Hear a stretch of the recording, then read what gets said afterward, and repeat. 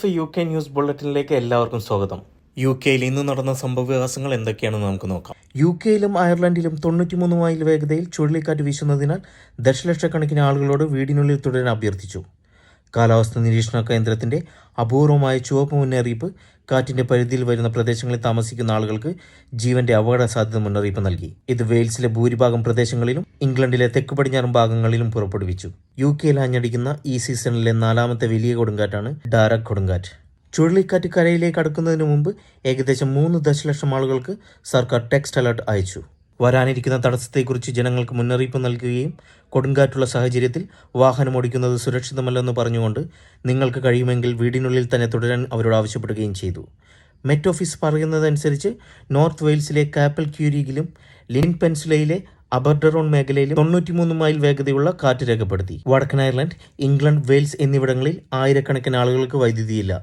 England, Scotland, Wales എന്നിവിടങ്ങളിലെ 86,000 വീടുകളിൽ രാവിലെ 9 മണിവരെ വൈദ്യുതി മുടങ്ങിയതായി എനർജി നെറ്റ്വർക്ക് അസോസിയേഷൻ അറിയിച്ചു. South West, South Wales, West Midlands എന്നിവിടങ്ങളിൽ രാവിലെ 8 മണിവരെ 55,000-ലധികം ഉപഭോക്താക്കൾക്ക് വൈദ്യുതി നഷ്ടപ്പെട്ടതായി നാഷണൽ ഗ്രിഡ് പറഞ്ഞു. സൗത്ത് വെസ്റ്റ് ഇംഗ്ലണ്ടിനെ വെയിൽസുമായി ബന്ധിപ്പിക്കുന്ന Prince of Wales Bridge, M4, Severn Bridge, M48 എന്നിവ ശക്തമായ കാറ്റ് കാരണം അടച്ചതായി ദേശീയപാത അതോറിറ്റി അറിയിച്ചു. ഹീത്രൂ, പാരീസ്, US, നെതർലൻഡ്സ് എന്നിവിടങ്ങളിലേക്കുള്ള നിരവധി ബ്രിട്ടീഷ് എയർവേസ് വിമാനങ്ങൾ റദ്ദാക്കി. മരം വീണതിനാൽ നോർത്ത് വെസ്റ്റ് കോസ്റ്റ് ലൈനിലെ എല്ലാ ട്രെയിൻ സർവീസുകളും ഇനിയൊരു അറിയിപ്പ് ഉണ്ടാകുന്നതുവരെ നിർത്തിവെച്ചതായി വെയിൽസ് നെറ്റ്വർക്ക് റെയിൽ അറിയിച്ചു. ശക്തമായ കാറ്റ് മുന്നറിയിപ്പ് ഞായറാഴ്ച രാവിലെ വരെ UK-യിൽ നിലവിലുണ്ട്.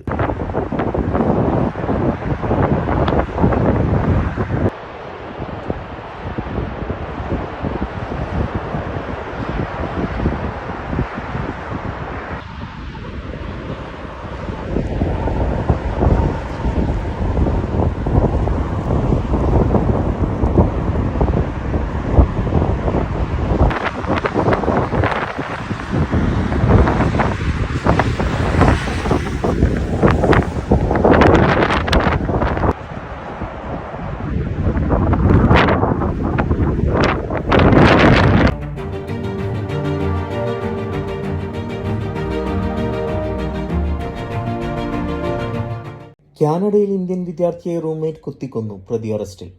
കാനഡയിലെ ഒൻറ്റാരിയോയിൽ 22-കാരനായ ഇന്ത്യൻ വിദ്യാർത്ഥിയെ റൂംമേറ്റ് കുത്തിക്കൊന്നു. ലാംപ്ടൺ കോളേജിലെ 1ാം വർഷ ബിസിനസ് മാനേജ്മെന്റ് വിദ്യാർത്ഥിയായ ഗുറാസിസ് സിംഗിനെയാണ് 36-കാരനായ ക്രോസ്ലി ഹണ്ടർ എന്നയാൾ കുത്തിക്കൊലപ്പെടുത്തിയത്. സർണിയയിലെ ക്യൂൻ സ്ട്രീറ്റിലാണ് സംഭവം. അടുക്കളയിൽ വെച്ച് ഇരുവരും തമ്മിലുണ്ടായ വഴക്കാണ് പിന്നീട് ഇന്ത്യൻ വിദ്യാർത്ഥിയുടെ കൊലപാതകത്തിൽ കലാശിച്ചത്. കത്തി ഉപയോഗിച്ച് റൂംമേറ്റ് ഗുറാസിസ് സിംഗിനെ 1-ലധികം തവണ കുത്തിയതായാണ് റിപ്പോർട്ട്. വിവരമറിഞ്ഞ സ്ഥലത്തെത്തിയ പോലീസ് ഗുറാസിസ് സിംഗിന്റെ മൃതദേഹം കണ്ടെടുക്കുകയും പ്രതിയെ കസ്റ്റഡിയെടുക്കുകയും ചെയ്തു. സംഭവത്തിന് പിന്നിലെ കാരണം എന്താണെന്ന് കണ്ടെത്താൻ വിശദമായ അന്വേഷണം നടക്കുകയാണെന്നും കൊലയ്ക്ക് പിന്നിൽ വംശീയമായ ഘടകങ്ങളുണ്ടോ എന്ന് കണ്ടെത്തേണ്ടതുണ്ടെന്നും സർണിയ പോലീസ് അറിയിച്ചു.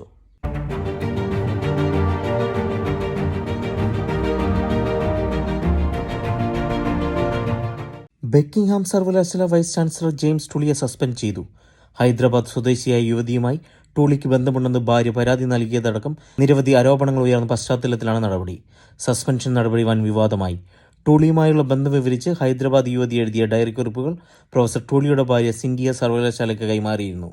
65-കാരനായ ടൂളിയുമായി ശാരീരികമായി ബന്ധപ്പെട്ടിട്ടുണ്ടെന്നും ഫീസ് അടക്കാൻ ടൂളി സഹായിച്ചിട്ടുണ്ടെന്നും കുറിപ്പിൽ പറയുന്നു. ഹൈദരാബാദിലെ ദരിദ്ര സമൂഹങ്ങൾക്ക് വിദ്യാഭ്യാസം നൽകുകയെന്ന ലക്ഷ്യത്തോടെ ബക്കിംഗ്ഹാം സർവകലാശാല ആരംഭിച്ച പ്രോജക്റ്റുകളുമായി ബന്ധപ്പെട്ടാണ് ഇരുവരും പരിചയപ്പെട്ടത്. അതേസമയം പ്രൊഫസർ ടൂളി ആരോപണങ്ങൾ നിഷേധിച്ചു. തനിക്കെതിരെയുള്ള ആരോപണം അടിസ്ഥാനരഹിതമാണെന്നും അന്വേഷണത്തിലൂടെ സത്യം പുറത്തുവരുമെന്നും അദ്ദേഹം പറഞ്ഞു.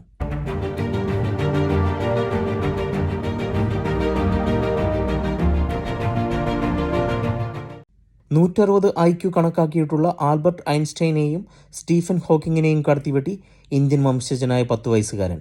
വെസ്റ്റ് ലണ്ടനിലെ ഹൺസ്ലോയിൽ താമസിക്കുന്ന ക്രിഷ് അറോറയാണ് 162 IQ-യുമായി ലോകത്തെ ഞെട്ടിച്ചിരിക്കുന്നത്. ലോകമെമ്പാടുമുള്ള ഏറ്റവും ബുദ്ധിമാന്മാരായ ആളുകളിലെ 1% ഈ 10 വയസ്സുകാരൻ ഇടം നേടിയതായി ദ മിറർ റിപ്പോർട്ട് ചെയ്തിരിക്കുന്നു. സാധാരണ IQ-യുള്ള മനുഷ്യരിൽ കാറ്റൽ 3B ടെസ്റ്റിലെ ശരാശരി സ്കോർ ഏകദേശം 100 ആണ്. എന്നാൽ 160-ന് മുകളിൽ സ്കോർ ചെയ്യുന്നവരെ അസാധാരണ IQ-യുള്ള മനുഷ്യരായി കണക്കാക്കുന്നു. ഈ ലിസ്റ്റിലേക്കാണ് ക്രിഷിനെ ഉൾപ്പെടുത്തിയിരിക്കുന്നതെന്നും ദ മിറർ റിപ്പോർട്ടിലുണ്ട്.